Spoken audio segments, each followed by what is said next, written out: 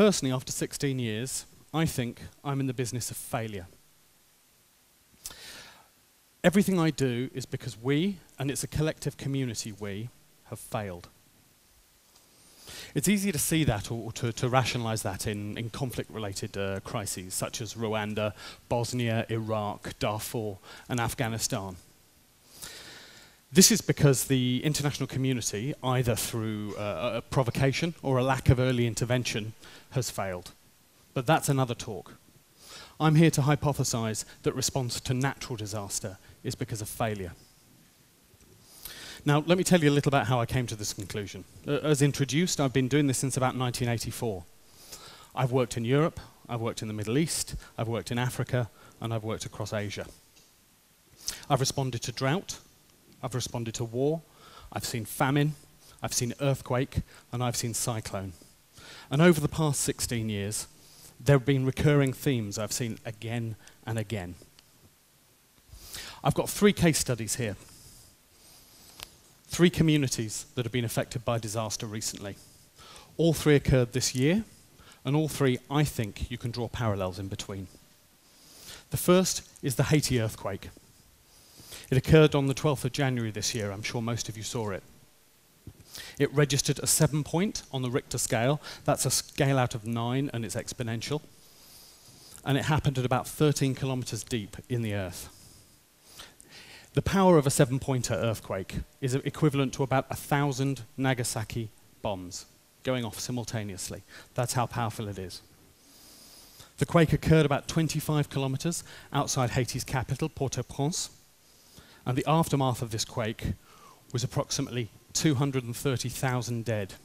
It left 300,000 injured, and it made 1 million people homeless. The second quake I'm going to talk about is the Chile earthquake. The Chile earthquake occurred on the February 27th of this year. It registered 8.8 again on that exponential scale. It happened at 35 kilometers depth.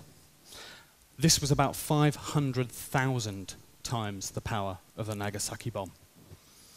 The quake moved the Earth by 8 centimeters on its axis. It shifted the entire city of Concepcion, a city of multi-million person city.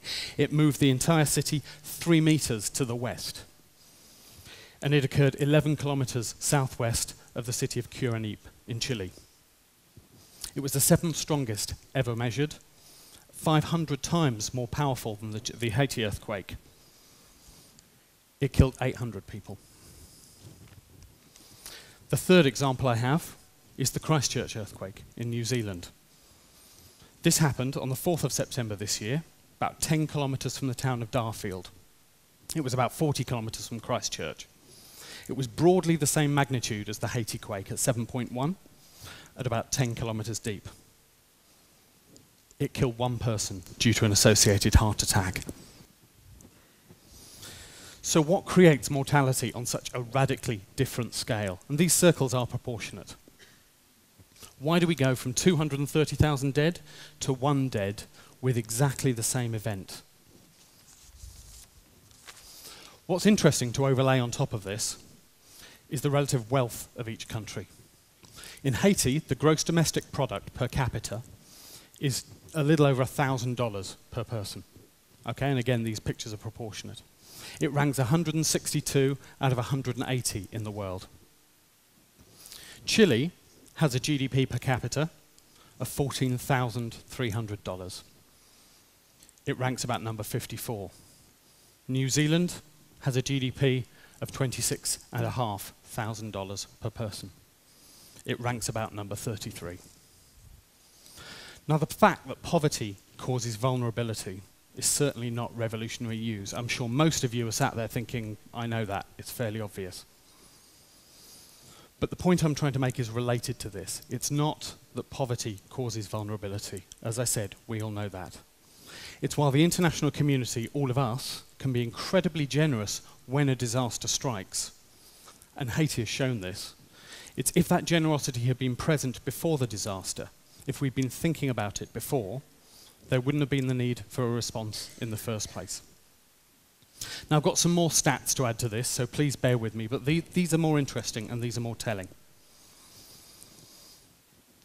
The combined aid budget for Haiti, and I'm going to concentrate on the worst affected country here, prior to the quake, was about $900 million. That was for 2008, 2009. The money raised for the earthquake response alone, just for the response to the quake, not for the whole of Haiti, is $2.4 billion, and $10 billion has been pledged by the international community. The literacy rate in Haiti is 45%. In Chile and in New Zealand, it's close to 100%. And unemployment in Haiti prior to the quake was running at about 70%. Okay?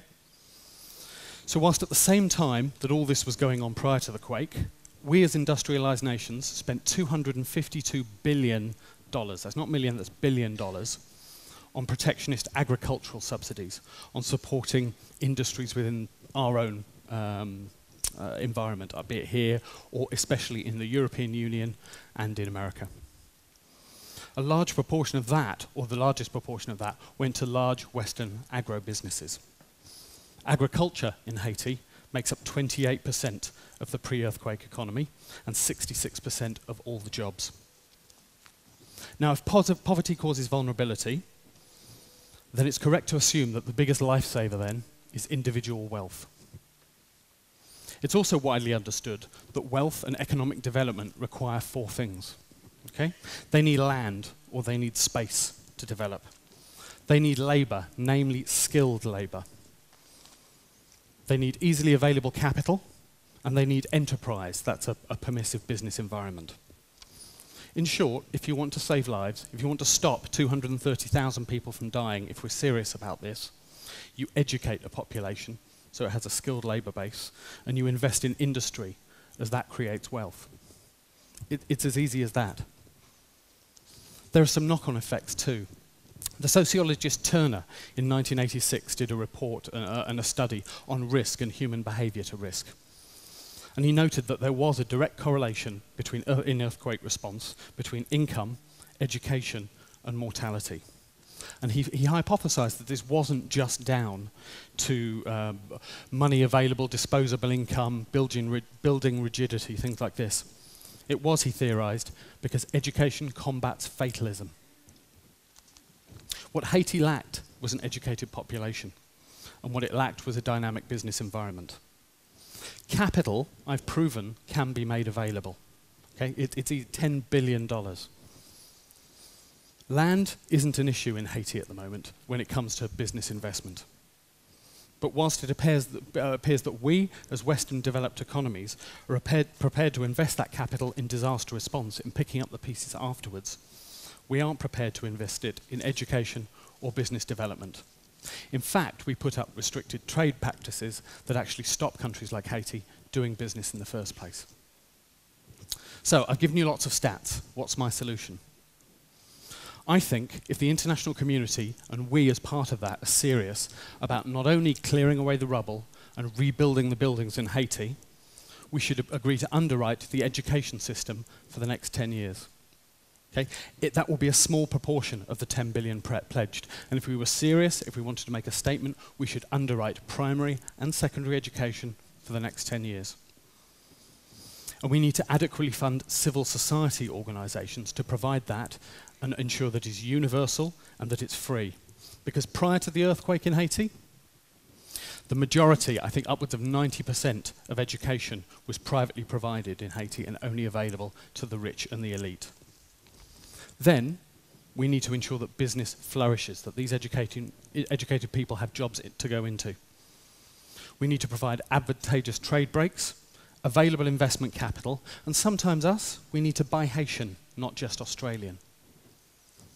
Lastly, we need to encourage businesses to go into that type of environment.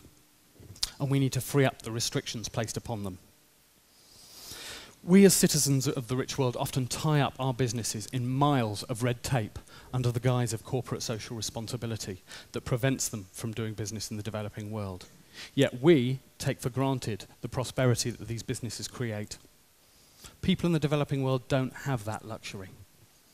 We should allow business to do what it does best, make money. And that provides stability and the luxury of forward planning. And this, inexorably, results in investment in resilience.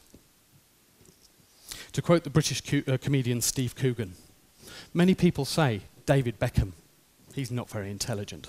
But you don't hear many people say, Stephen Hawkins, he's shit at football. Let's let each player do what it does best, and the rest will fall into place. Now, this might seem a little simplistic, and I know that good governance is important, that national infrastructure is required, and that we need to clamp down on corruption. And believe you me, corruption is the one argument in my industry that people throw up at us every single time. These are requirements, but what I'm saying is that they're not linear requirements. We don't need to ensure that that is in place before we invest in the population, before we encourage businesses to go in and do business. Because at the moment, what we're providing is a band-aid. Now, I'm not saying don't fund humanitarian assistance. Vulnerability will be with us for a long time to come. And what makes us decent human beings is that humanitarian ideal. We should give a helping hand to people when they fall over. But if you want to prevent them from falling in the first place, we need to invest in providing them with a decent education, something we take for granted in an environment like this, and the opportunity to trade fairly. Otherwise, and I can guarantee you this, absolutely guarantee you this, in about a year's time, I'll be stood here asking you for another $10 billion. And that will be because all of us have failed. Thank you.